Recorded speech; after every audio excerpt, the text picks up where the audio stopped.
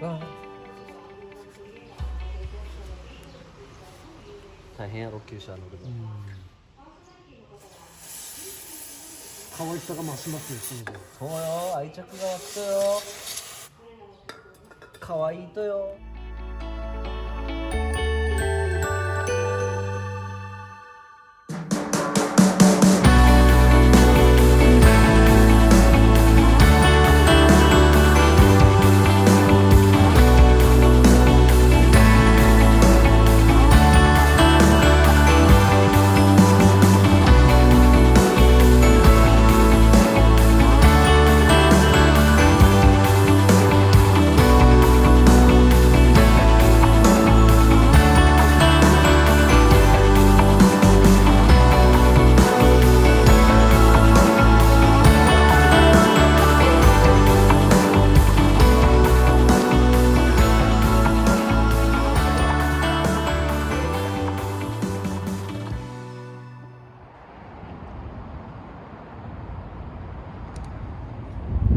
ジェンチュリチャンネルをご覧の皆さん、こんにちは。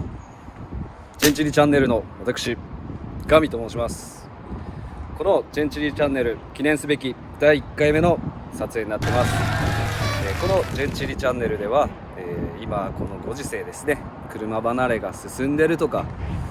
とは車乗る人自体が減ってるとか、若い人は特にね、車に乗らないっていう人が結構増えてるみたいなんで、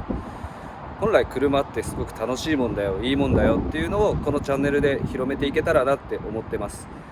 ここは、福岡です。この福岡県から、全国、に向かって、もしくは全世界に向かって、このチャンネルがですね、羽ばたくように、ぜひとも最後までご視聴と応援の方をよろしくお願いします。で、今日ちょっと初めての撮影なんで、すいません、マイクとかの準備ができてなくて、もしかしたら途中聞き取りづらいところとか、雑音が入ったり風の音が入ったりすると思うんですけど、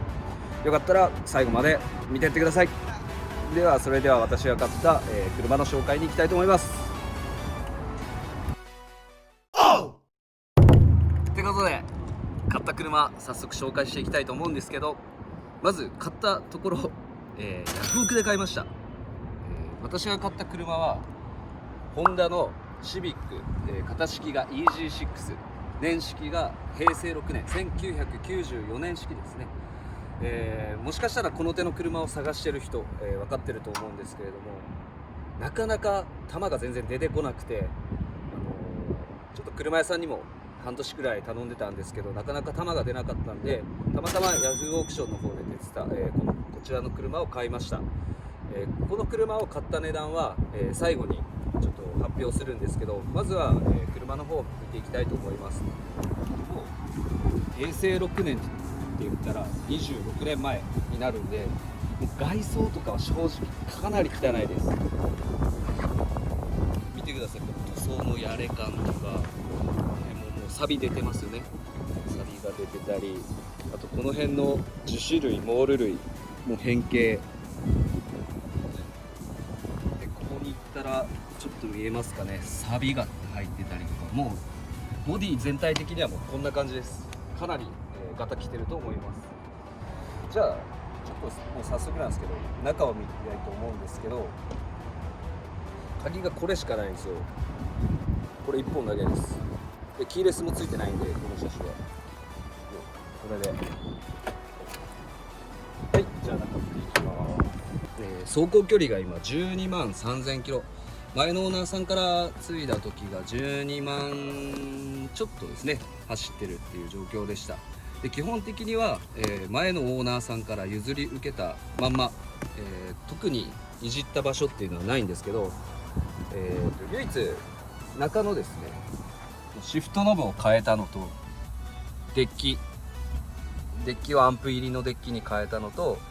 右側のスピーカーの音が鳴ってなかったんで、もうスピーカー変えました。はい、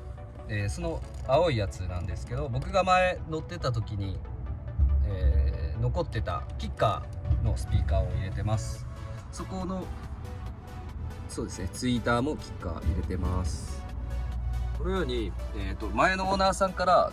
買って変えたとこはスピーカーとデッキとシフトノブだけです。それ以外はもう全部前のオーナーさんからの譲り受けたものです。で、ハンドルは車外のモモステ入ってます。でこの手の車って結構内装欠品多いんですけど、この車はもう見てもらったら分かるんですけど、内装結構綺麗なんですよね。内装欠品もありません。シートベルト後ろの席は2つ、それと運転席と助手席の4つしかありません。下のグレードとかになると一応5人乗車らしいんですけど、この車は4人です。でハッチバック、の3ドアタイプなんで、乗り降りは後ろの後部座席の乗り降りはもうこれで倒して乗ってもらうしかない。結構今ちょっと工具積んでるんですけど、大人が4人乗れることは乗れるんですけど、実用性はないです。結構狭いし乗り降りしにくいんで、実質もうほとんど2人乗りみたいなもんで、もう塗装こんなです。伝わりますか、画面越しで。線入れたら線入る。色飛びクリアも剥げて色も飛んでます。これも前のオーナーさんからそのままなんですけど、ホイールは5次元の、16インチが入ってます。で車高も結構見てもらったら分かると思うんですけど、結構まだ余裕があるんですよね。これも前のオーナーさんからのままなんで、いずれ車高も落としてホイールも履き替えたいなというふうに思ってます。あとマフラーですね。マフラーは、アペックス、こっちのマフラーを入れてあります。はっきり言って音はもう全然ちっちゃいです。VTEC に切り替わった時の音って結構うるさくなるんですけど、それでも結構静かかなっていう風なマフラーです。もちろんマフラーも、後々変えていきたいなと思っているので、それもまた今後動画で発信していきたいと思ってます。それでは、次エンジンルームの方見ていきたいと思います。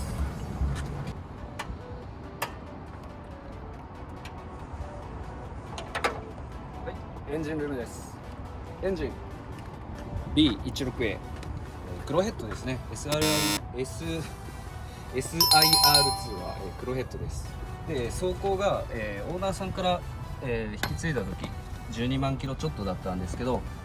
タイミングベルトの交換履歴がオーナーさん的にわからないって言ってたんで、ちょっと怖かったんで、もうすぐにタイベルの方は変えました。でもうもちろん3000キロぐらい買って乗ったんですけど、VTEC エンジンっていうのを初めて乗ったんですけど、本当すっげえ一言で言うと楽しいです。レスポンスもいいし、やっぱみんなこのエンジンの大好きなところで VTEC に切り替わった時の音の変わり具合とかすごい楽しいですね。で排気量としては 1.6 リッターしかないんですけれども、車重が軽いっていうのがあるんですけど、すごく1.6リッターの割には速いと思うし、エンジン音のファンってかなりいると思うので、VTEC エンジンのマフラーの切り替わり、音の切り替わりだったり、そういうのも発信していきたいなと思ってます。日本のエンジンって結構名機って呼ばれるエンジンが多くて、これも B 型、VTEC の B 型もそうですし、K 型、トヨタでいうと 1JZ、2JZ、日産でいうと SR だったり RB だったり、集え精霊の力よ。あと一番結構この EG6 で僕が気に入ってるところがあるんで、それがリアハッチ、トランクですね。トランクに紹介していきたいと思います。ハッチの開き方がかなり独特です。これで上半分で、ここでこういう風に開きます。今トランクって俗に言うスペースってもうここしかないです。決して広くないんですよね。でこの下にはまず1段目にでこういうちょっと小物系はここに少しだけ入れれます。でこの下にこれスペアタイヤが入ってます。でこの年式のシビックだけじゃないですよね。この年式のホンダ車、平成2桁初期のホンダ車もそうなんですけど、結構このスペアタイヤのところに水が入りやすいっていう事象が多いんですよね。なんで、この辺の年式のホンダ車とかを、買う場合は、ここ1回見ておいた方がいいかなと思います。で、じゃあここのトランクのスペースが大体どれぐらい荷物が乗るかっていうのを今からちょっと荷物積んでって試してみたいと思います。僕の本業は、サラリーマン営業職なんで、ゴルフ覚えないといけなくてゴルフの練習に行くんですけど、普通のゴルフの練習バッグですね。これがこうやって横に乗ります。で実際コース回るときこれじゃいけないんでちゃんとゴルフバッグ持っていくんですけど、さすがにゴルフバッグは横に乗らないんで、ゴルフバッグ積むときはこう倒して、この縦にゴルフバッグを積むようにして持っていってます。それと、さっきちょっと運転席の後ろに置いてたんですけど、例えば人をあんま乗ることないんですけど4人乗せたいとかいうときは工具箱も後ろに置いてます。これアストロプロダクツの工具セットなんですけど、この内張り剥がしは別ですね。結構これで箱とこういう、ものも実際に入って3万ぐらいでした。ちょっと車が古いんでいつちょっと不具合が起きても、少しぐらいだったら自分で直せるように工具も常に積んだ状態にしてます。洗車道具、かわいい猫がやってるし、余裕前の後ろの席のシート倒せばある程度のものは乗るかなと思います。ただ高さが全然ないんで、高さがあるものはあんまり乗らないかなというふうに思います。じゃあ閉めます。閉め方は逆ですね。最後に入れ、じゃあこれで、買った車ホンダの、平成6年式ホンダ EG6 の、紹介を終わります。で、冒頭でもちょっと言ったんですけど、じゃあこの車をヤフオクでいくらで買ったか、これを発表していきたいと思います。まとめます。1994年平成6年式のホンダシビック EG6、5速マニュアル、走行距離が12万キロで、修復歴は正直前のオーナーさん不明って言ってました。でももう錆がすごかったんで左右の扉変えたって言ってたんで、今変えたら修復歴ありになるのかな。ちょっと詳しい人コメントお願いします。じゃあ金額の方発表します。こちらの EG6 チェンチリチャンネルヤフーオークションで83万円83万円で買いました。はい、普通の車って思ったら走行距離10万キロ以上走ってて25年も落ちてたら、もう言い方悪いですけど鉄くずっすよね。かわいそうなぐらい値段つかなかったなんですけど、83万もします。これ欲しいって思ってる人は結構相場とか見てると思うんですけど、マジで高いです。ただシビックだけじゃないんですよね。本当に多分ワイルドスピードの影響かな、ゲームの影響かわからないんですけど、その当時って言ったらだからワイルドスピードの第1話とかに出てくる、第1話第2話で出てくるような車で、特にマニュアルはもう値段がかなり高騰してるんで、車によったら新車の価格の倍とか、この SIR2 の5速マニュアルは新車で163万かなで発売されてたみたいなんですけど、当時の価値で163万なんで、今だったら220、30万ってところなんでしょうけど、その車がこんだけ走ってでも83万円かかるんで、結構ちょっとこれから維持するのも大変ですし、買うのも大変になってくるのかなと思います。で今後、私の EG6 をメインに、レストアしていったりとか、カスタムをしていく動画を上げていきたいと思うんですけど、その動画とは別にですね、他の車が好きな人の車の紹介だったりとか、あとは僕今は営業職サラリーマンやってるんですけど、前車屋さんで勤めてたことがあって、自分で車の売買をすることもできるんで、その時にどういう車を買ったらいいかとか、どんな買い方が得なのか、そういうなんか普通のカスタムカーとか、走る車とかじゃなくて、もう普通の人が車を買う時に、どういったことを考えればいいかとか、そういう車をカーライフですね。カーライフに関することもお届けしていきたいなと